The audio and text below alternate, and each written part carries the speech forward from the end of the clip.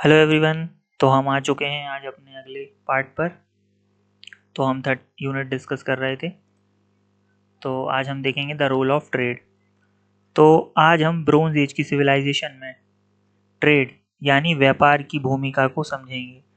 सबसे पहले एक महत्वपूर्ण सवाल उठता है कि क्या बाहरी व्यापार ने ब्रॉन्ज एज के राज्यों और शुरुआती सभ्यताओं के विकास में कोई भूमिका निभाई थी। इतिहासकार बताते हैं कि ब्रॉन्ज एज में जो सबसे महत्वपूर्ण चीज थी वह थी धातुओं का उपयोग, जैसे कॉपर यानी तांबा, टिन यानी रांगा, लेड यानी सीसा और आर्सेनिक। इन धातुओं का उपयोग इन धातुओं का उपयोग उस समय की तकनीक, औजार बनाने और समाज के विकास में बहुत महत्वपूर्ण था। लेकिन यहाँ एक समस्या थी।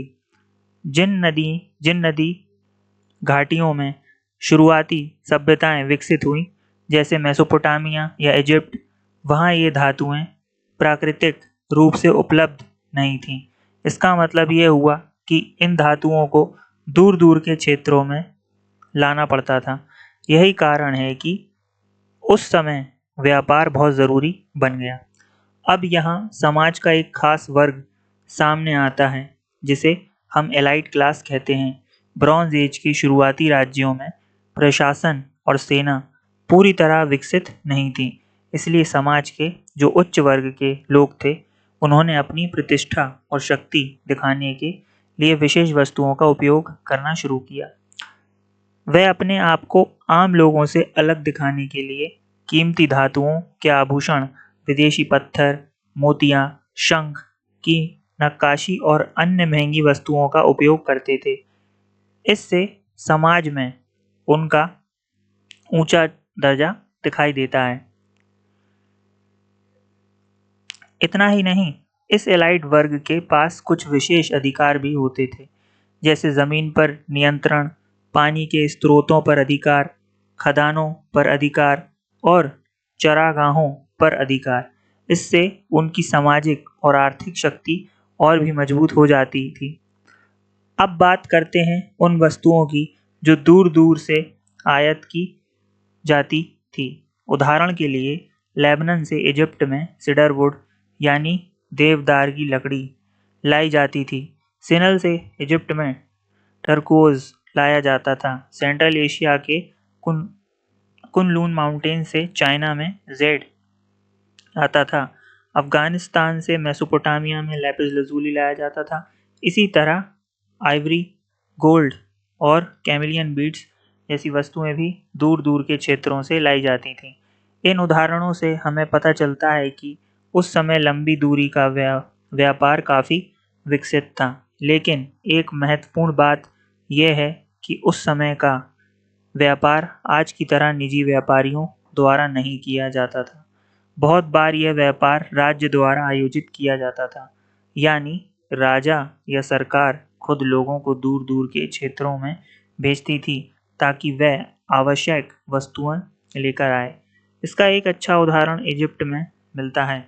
वहाँ राज्य द्वारा कई अभियानों को भेजा जाता था। इन अभियानों में विदेशी भाषाओं को समझने वाले दुभाषीय सैनिक और कई कर्मचारी शामिल होते थे। उन्हें रेगिस्तानी क्षेत्रों और खदानों में भेजा जाता था ताकि वह कीमती पत्थर और अन्य संसाधन ला सकें। लेबनान का सीडर ट्री उस समय बहुत प्रसिद्ध था। यह एक ऊंचा और मजबूत पेड़ होता था जिसकी लकड़ी भवन निर्माण और जहाज बनाने में उपयोगी होती थी। इसलिए इजिप्ट के शासक लेबनान के पहाड़ी क्षेत्रों में लोगों को भेजते थे ताकि वह वहां से पेड़ काटकर लकड़ी ला सके। अब एक रोचक उदाहरण देखते हैं। जैसे इजिप्ट में हरखुफ नाम का एक उच्च अधिकारी था। उसकी कब्र असवान के पास मिली है। उसकी कब्र पर लिखे विवरण से हमें पता चलता है कि उसने नूबिया क्षेत्र में 3 यात्राएं की थीं और हर यात्रा कई महीनों तक चली थी।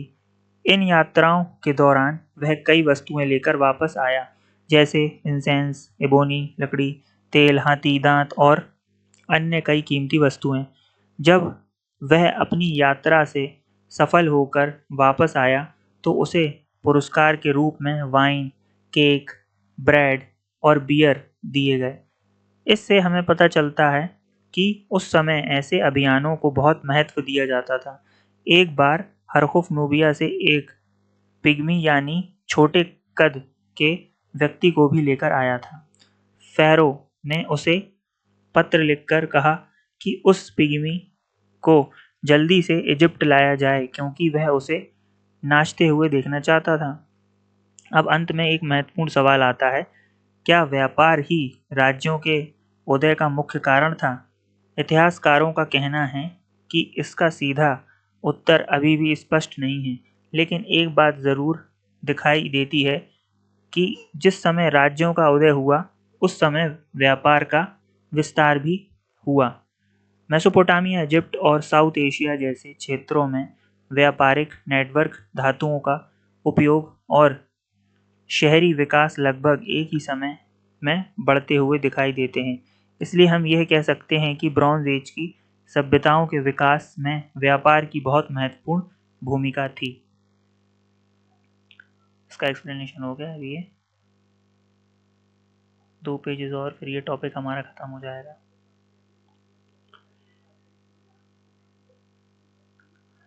अब हम ब्रॉन्ज एज सिविलाइजेशन में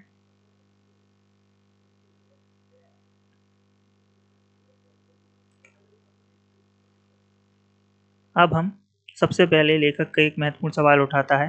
अफगानिस्तान से आने वाला लैपिस लजूली और दूसरी कीमती चीज़ें मेसोपोटामिया तक समुद्री रास्तों से पहुंचती थीं। सवाल यह है कि क्या इस तरह के व्यापार के विस्तार ने राज्यों की शक्ति और प्रतिष्ठा को बढ़ाया था? कुछ इतिहासकार मानते हैं कि कीमती वस्तुओं के नियंत्रण करने से शासकों की प्रतिष्ठा और वैधता बढ़ती थी।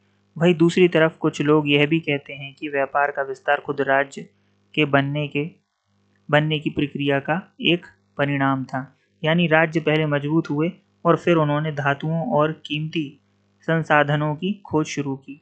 अब अगर हम इंडस या नाइल जैसी सभ्यताओं की अर्थव्यवस्था पर ध्यान दें तो पता चलता है कि व्यापार ने स्थानीय अर्थव्यवस्था को भी प्रभावित किया।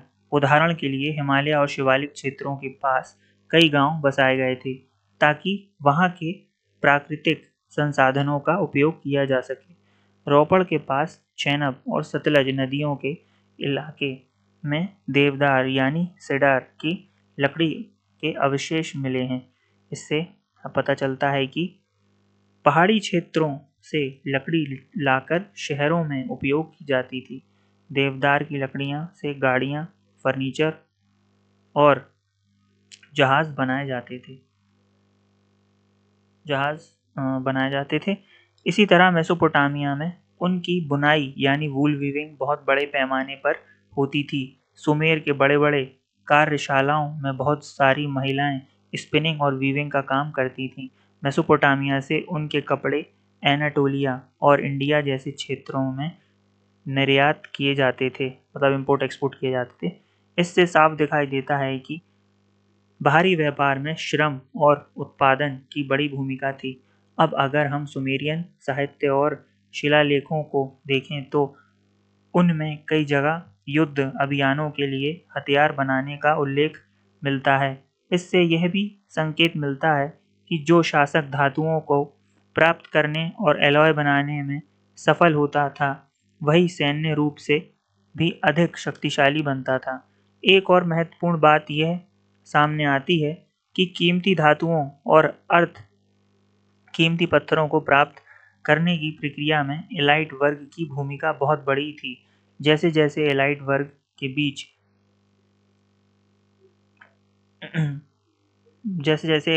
बीच रिलेशंस बढ़े, उसी तरीके से वैसे वैसे उन वस्तुओं की मांग भी बढ़ती गई।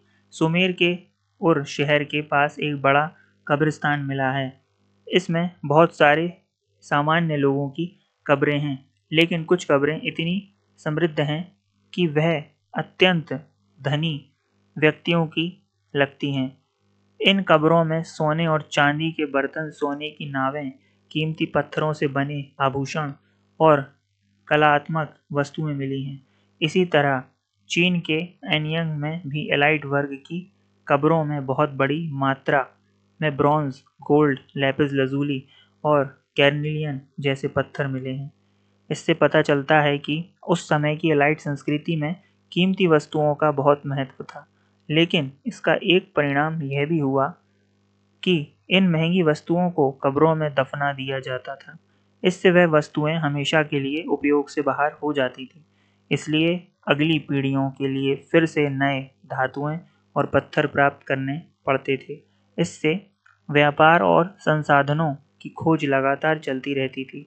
अब अगर हम उन क्षेत्रों की बात करें जहां से ये कच्चे माल आते थे, तो एक सवाल उठता है, क्या इन क्षेत्रों के लोगों ने भी इससे सभ्यता का विकास किया? इससे कुछ रोचक उदाहरण मिलते हैं।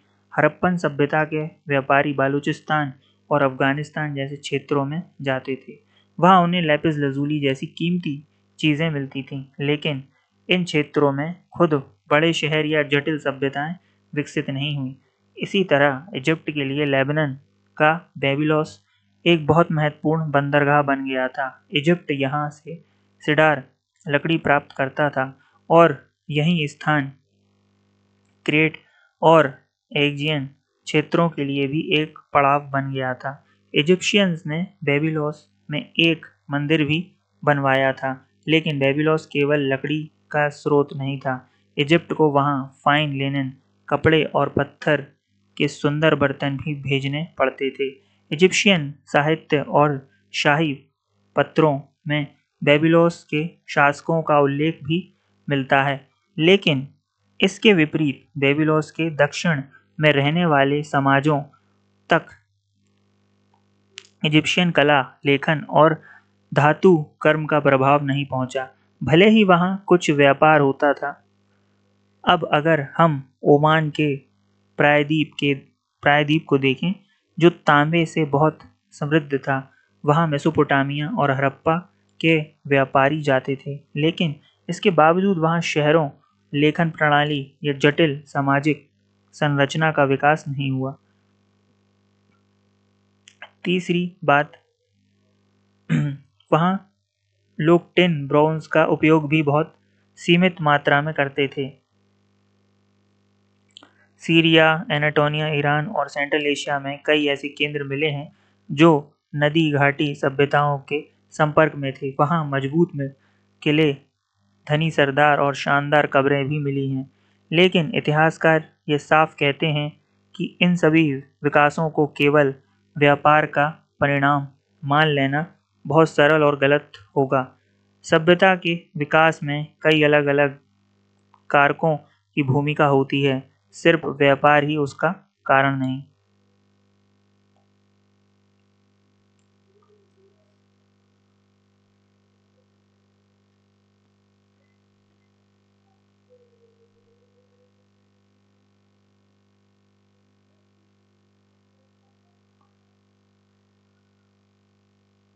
अब हम देखते हैं मोड्स ऑफ एक्सप्रेशन के मोड्स ऑफ एक्सप्रेशन क्या थे।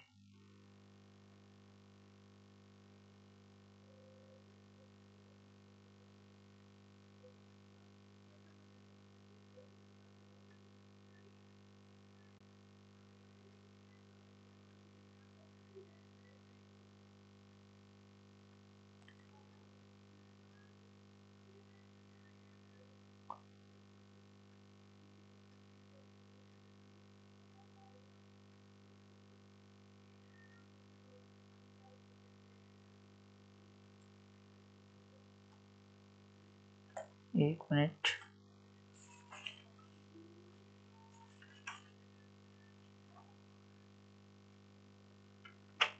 चलिए, मोड्स ऑफ एक्सप्रेशन हम अगले लेक्चर में पढ़ते हैं। थोड़ा सा मुझे इसमें करेक्शन करना होगा। चलिए, ठीक है। Thank you.